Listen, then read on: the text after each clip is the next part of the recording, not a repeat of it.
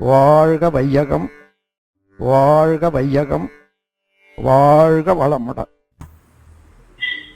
வாழ்க வையகம், வாழ்க வையகம், வாழ்க வளமுடன்.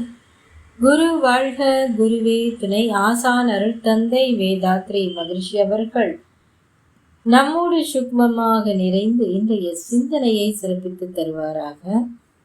இன்றைக்கு குரு தானாக வருவார் என்ற தலைப்பில் சிந்திக்கின்ற அன்பர்களே,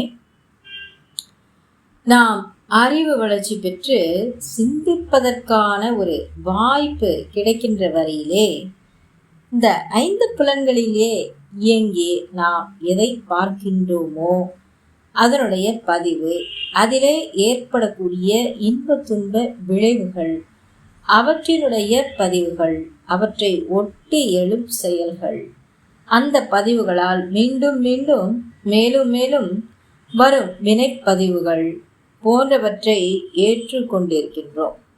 ஆகையினால் அந்த மெய்ப்பொருளாக உள்ள ஆதி நிலையானது அறிவுக்கு பிடிபடவில்லை. நாம் எங்கே இருந்து வந்தோம், எதற்காக பிறந்திருக்கிறோம், எங்கே போக வேண்டும் என்பது நினைவுக்கே வரவில்லை.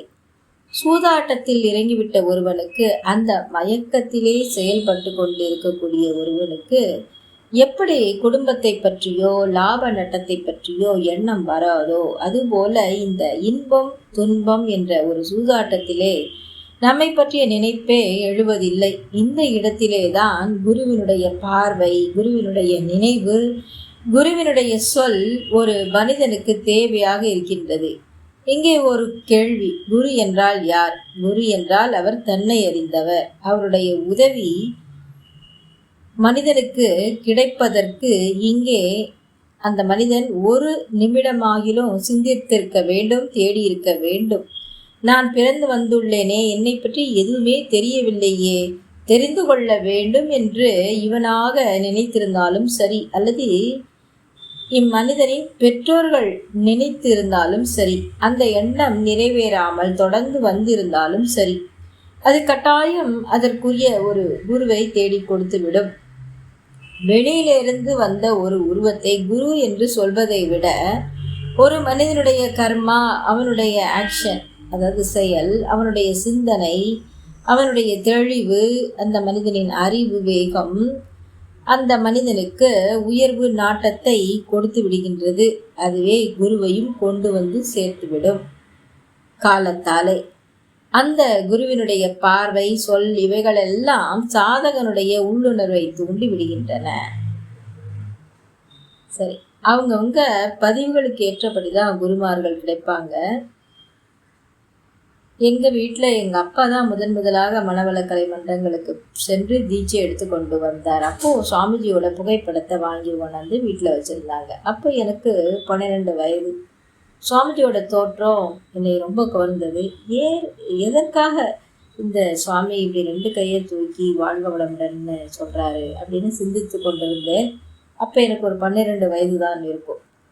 அதன் பிறகு வேறு ஊருக்கு மாற்றலாகி போய்விட்டோம். அப்போ குருவியரோட சிந்தனையோ பயிற்சி முறைகளோ எதையும் வேறு ஊருக்கு போன உடனே கடைபிடிக்க முடியவில்லை எங்கள் அப்பாவால். அதனால் அந்த சிந்தனையே மறந்து விட்டார். அதன் பிறகு பல ஊர்களுக்கு சென்று பணிபுரிந்து விட்டு மீண்டும் நாங்கள் இருந்த அந்த மதுரைக்கு வந்தோம். அப்போது எனக்கு தவம் செய்ய வேண்டும் என்ற ஆர்வம் தன்னால் வந்தது. அப்போ ஒரு நாள் கண்ணை மூடிக்கொண்டு தவம் செய்து கொண்டிருந்தேன். புருவ மத்தியிலேயே கவனிக்க வேண்டும் என்ற ஒரு குறிப்பை எங்கேயோ படித்த ஞாபகம். எங்கள் குடும்ப பக்தி மார்க்கம் என்பதால் நாள்தோறும் பூஜைகள் செய்வோம், மந்திரங்கள் சொல்லிவிட்டு தான் அன்றாட பணிகளையே துவக்குவோம். அப்போ புருவ மத்தியில் சற்று உன்னிப்பாக கவனித்து கொண்டிருந்தேன். ஏதோ ஒரு அழுத்தம், ஒரு உணர்வு, அது சொல்ல முடியாத அளவுக்கு அங்கே தோன்றியது. இது என்னன்னு ஆய்வு செய்து கொண்டிருந்தேன். அப்போது நான் தேடிக்கொண்டிருந்த விஷயம் எனக்கு அப்பொழுதுதான் கிடைக்க ஆரம்பித்தது. என்னோட தோழிக்கு சொன்னேன், இந்த மாதிரி எனக்கு வித்தியாசமான ஒரு உணர்வு வருது, மீண்டும் மீண்டும் அங்கே உற்று கவனிக்க வேண்டும் என்ற ஆர்வம் வருதுன்னு சொன்னோடனே முறைப்படி மன்றங்களுக்கு சென்று தீட்சை எடுத்துக்கொள்ள வேண்டும் என்று ஃப்ரெண்டு சொன்னாங்க. அப்போது மன்றத்துக்கு சென்று அங்கே தீட்சை கொடுக்கும்போது ஒரு ஷாக் அடித்த மாதிரி ஒரு உணர்வு. ஆனால் அது ஒரு ஆனந்தமான உணர்வு கிடைச்சது. ஏன்னா சின்ன வயசுங்கிறதுனால ரொம்ப திணிவாக நான் இருந்திருக்கிறேன். கொடுத்த ஆசிரியரும் நல்ல ஆற்றல் வாய்ந்த ஆசிரியர் என்பதால் அந்த விறுவிறுப்பு உணர்வு உடனே கிடைச்சது. மந்திரங்கள் சிறு வயதுலேருந்து சொன்னதுனால குண்டலினி சக்தி தன்னால் ஏறி இருக்குது அப்படிங்கிறத நான் அங்கே போன பிறகு தான் உணர்ந்து கொண்டேன். அதன் பிறகு சுவாமிஜியோட புத்தகங்கள் இவற்றையெல்லாம் படித்த உடனே இவரோட தத்துவங்களை ஆய்வு செய்தால் என்ன என்ற எண்ணம் எனக்கு ஏற்பட்டது. அப்போ தான் எம்பில் சேர்ந்தேன். அப்போது வேதாத்ரி மகரிஷி நோக்கில் அறநெறி என்ற தலைப்பில் ஆய்வு செய்ய வேண்டும் என்று ஆசைப்பட்டேன். அப்பொழுது யாருமே ஆய்வு மேற்கொள்ளவில்லை. மிஷன் டிப்ளமோ பயிற்சி வகுப்புகள் அந்த மாதிரி எல்லாம் அந்த காலத்தில் கிடையாது. அதன் பிறகு தான் வந்தது. அப்போ நான் ஆய்வை மேற்கொண்டு செய்து முடித்த பிறகு அப்பொழுது தான் தெரிஞ்சது. ஒரு பேராசிரியர் சொன்னார், இந்த மகர்ஷியோட தத்துவங்களை யாராவது ஆய்வு செய்தால் நன்றாக இருக்கும் அப்படின்னு நான் நினச்சி கொண்டிருந்தேன். குரு ஆற்றல் உங்களை தேர்ந்தெடுத்து செய்ய வச்சிருக்குது, ரொம்ப நன்றி அப்படின்னு சொன்னார். அப்போது இந்த விட்ட குறை தொட்ட குறை என்று சொல்வார்களே, பெற்றோர்களோட கர்மவினை காரணமாக எனக்கு இந்த ஆன்மீகத்தில் ஒரு நாட்டம் எழுந்து தக்க சமயத்தில் சரியான குருவை எனக்கு கொடுத்துருக்குதுன்னா எங்கள் பெற்றோர்கள் செய்த நல்வினை தான் காரணம் என்று நான் நினைக்கிறேன். ஏன்னா சிறு வயதிலேருந்தே எனக்குள்ள ஒரு தேடுதல் இருந்தது. நான் யார், நான் எதுக்கு பிறந்தேன் அப்படின்னு ரொம்ப சிந்திச்சுக்கிட்டே இருப்பேன். அடிக்கடி கண்ணாடி பார்த்து பேசிக்கொண்டே இருப்பேன். அப்போது ஒரு விடை கிடைச்சது. அந்த 3ஆம் கிளாஸ் படிக்கும்போது தான் அந்த எண்ணம் எனக்கு வந்தது. இந்த உருவத்தை பார்க்கும்போது இந்த உருவத்தில் இருப்பது நான் அல்ல அப்படிங்கிற ஆன்சர் மட்டும் எனக்கு கிடைச்சது. அப்போ நான் அப்படின்னு யோசிக்கும்போது எனக்கு அந்த வயதில் விடை கிடைக்கல. அன்றிலிருந்து ஒரு தேடுதல் வேட்கையோடு நான் தெரிந்து கொண்டு இருந்தேன். வேறு எதுலேயும் நாட்டம் இல்லை.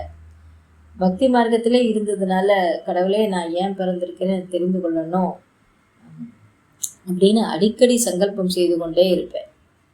அதன் பிறகு அந்த சங்கல்பத்திற்கு பிறகு தான் சரியான வயதில் எனக்கு சுவாமிஜியோட அறிமுகம் கிடைச்சி பலரும் பாராட்டும் புகழும் எனக்கு கொடுத்தது எல்லாமே குருவுக்கு தான் நான் அர்ப்பணம் செய்கிறேன்.